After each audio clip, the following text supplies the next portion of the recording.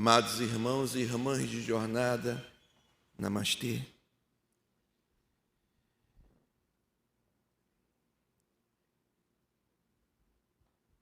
Possivelmente, Ele está presente.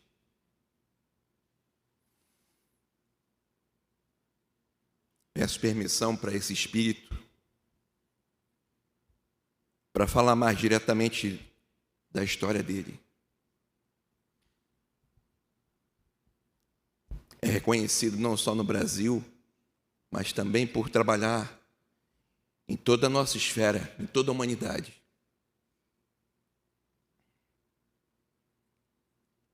E ele começa, a história dele começa para nós num estado semelhante ao nosso. Envergonhado, sentindo indigno,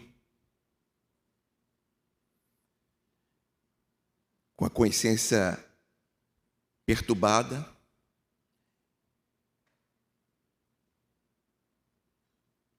e com grande vontade de modificar-se, de se redimir. É a história de todos nós, né? Porque a vida dele implicava em causar malefício, sofrimento, dificuldade de outros, de muitos. E mais do que o olhar e o pensamento dos outros sobre ele, porque ele sabia que todos o odiavam, ele não suportava mais viver com a própria consciência, porque ele se sentia indigno diante de si próprio. A lei divina é gravada em sua consciência, pois foi assim que os Espíritos disseram que a lei divina está gravada em todos nós, da nossa consciência. Já lhe causava grande sofrimento. Mas ele queria se redimir. Buscava, queria. Assim como todos nós aqui estamos tentando nos redimir do passado. Tirar da nossa consciência a noite escura. Mas não esquecendo-a, mas transformando todo o malefício feito em lições aprendidas, em serviços de amor a todos que encontrar no caminho a partir de agora. Eu vou falar de Zaqueu. Primeira manifestação desse espírito que nós conhecemos.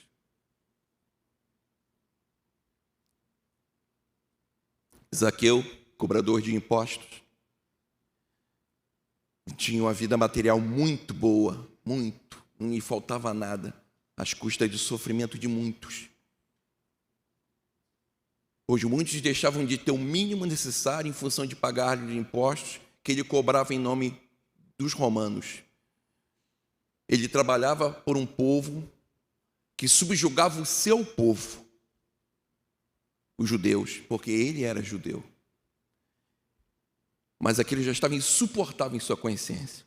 Como muitos de nós já não suportamos mais magoar com as nossas escolhas equivocadas, das compulsões e tantas outras, a mãe, o pai, a esposa, os filhos, o neto,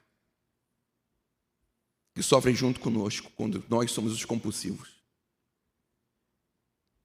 E se estamos aqui é porque o prazer da compulsão não está maior do que a sensação de indignidade e de arrependimento diante de todos que sofrem em virtude das escolhas nossas. Então surge, naquela época, um homem com respostas, porque só ele podia ter respostas em virtude das proezas que ele fazia. Curar um cego de nascença. A nossa ciência hoje pode curar um cego de nascença? Não. Ele podia curar um cego de nascença com o poder da fé e do amor, fora os conhecimentos que ele tinha das leis espirituais. O Mestre Jesus Cristo, um homem que falava em dar mais do que receber, O homem falava que perdoar e amar o inimigo. E ele achou que esse homem tinha respostas. E vai em busca. Só podia vir da parte de Deus esse homem. Porque ninguém fazia as proezas que ele fazia e nem falava de coisas como ele falava. Ele vai em busca do mestre. O mestre sempre rodeado por uma multidão. E ele era muito baixinho, era de estatura pequena, Zaqueu. Então ele sobe numa árvore para poder pelo menos vê-lo à distância. Sobe a árvore e assiste à distância o mestre atuando em meio à multidão.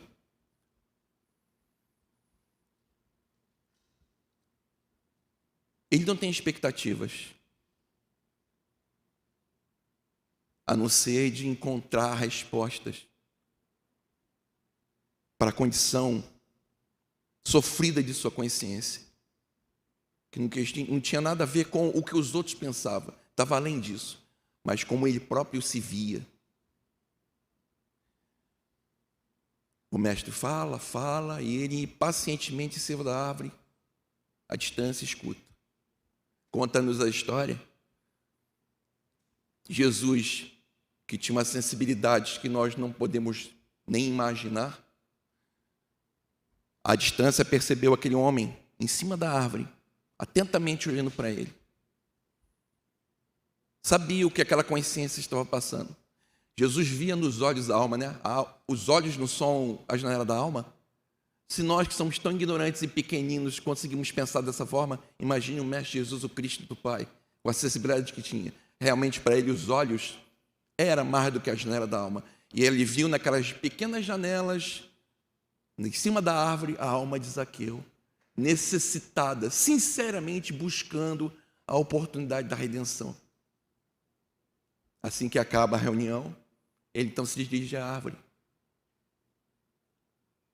Olha para o Zaqueu e diz: Zaqueu, desça da árvore, porque convém que hoje eu seja em vossa casa. Imagina a surpresa de Zaqueu. A história diz que Zaqueu desceu da árvore. Eu não acredito, ele deve ter caído da árvore. Caiu. E aí Zaqueu se levanta, com toda vergonha, com todo sentimento de indignidade, e diz ao mestre: Senhor, não sou digno de ter em minha casa. Jesus compreende a dor dele. E Jesus faz um trocadilho brincando. Sorria, Zaqueu, hoje a salvação entra em sua casa. Por que trocadilho?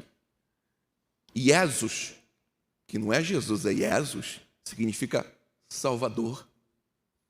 Então a presença do Salvador, do Filho do Pai, na casa de Zaqueu, era a salvação entrando no lar de Zaqueu. Zaqueu esperar com certeza 5 horas antes do que foi marcado por Jesus para lá estar. Com certeza.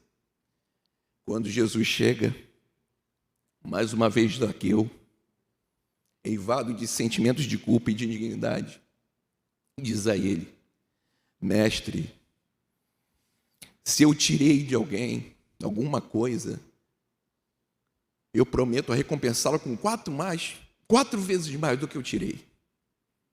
Jesus não comenta nada. Jesus não foi falar dos erros de Zaqueu. Jesus não foi apontar dedos. Jesus foi acolher. Ele entra na casa de Zaqueu, não fala nada sobre os erros e acertos de Zaqueu. Fala do amor, fala da verdade, fala do reino do Pai, fala da condição, a herança que todos nós temos como filho do Pai, mesmo ainda vivendo de forma tão indigna diante dessa condição, em virtude da nossa ignorância. Ignorância é essa que ele veio ajudar a nos tirar, nos libertar. Ele passa o tempo que ele julga necessário na casa de Zaqueu e vai embora. Mas Zaqueu parou de olhar para a indignidade, para a dor e para a escuridão. Ele começou a olhar a luz que o mestre levou, através do ensinamento, do exemplo, da palavra. E mais do que isso, queria acompanhar essa luz para vê-la em ação. E mais do que isso, queria vivê-la, se tornando discípulo do mestre, Jesus o Cristo. E assim o fez, porque ele larga tudo. Ele abandona a vida material que ele tinha, muito boa, mas causava condição insuportável no espírito, que era realmente a essência dele e a essência de todos nós. E se torna um seguidor do mestre. Passa-se 2000 anos e ele consegue se redimir de todo esse erro, pelo afinco, pela sincera vontade de viver a verdade e o amor do mestre. A última encarnação dele foi no Brasil. Foi aqui que ele teve a última encarnação que lhe propiciou não precisar mais encarnar, a não ser que seja uma missão. Disse que possivelmente ele está presente, nos ajudando aqui, nos abençoando. Porque a última encarnação dele no Brasil foi de Dr. Bezerra de Menezes, o médico dos pobres, o médico dos sofridos. Continua atuante nos planos espirituais em todas as esferas, inclusive fora do Brasil, como eu falei. Acredito que esse espírito tenha cumprido o que ele prometeu ao mestre há 2000 anos atrás. Senhor, aquilo que eu tirei de alguém, eu vou recompensar com 4 vezes mais o que eu tirei. Porque quem conhece a história de Dr. Bezerra de Menezes, é claro que ele não teve só essa encarnação entre Zaqueu e Dr. Bezerra, ele deve ter vindo várias vezes encarnando. Várias vezes encarnando. E sempre com afinco de se tornar aquilo que ele buscava. E de fazer aquilo que ele prometeu ao mestre. Então, contando o momento do Dr. Bezerra de Menezes, é conhecido então das histórias dele. Ele não tinha nada material.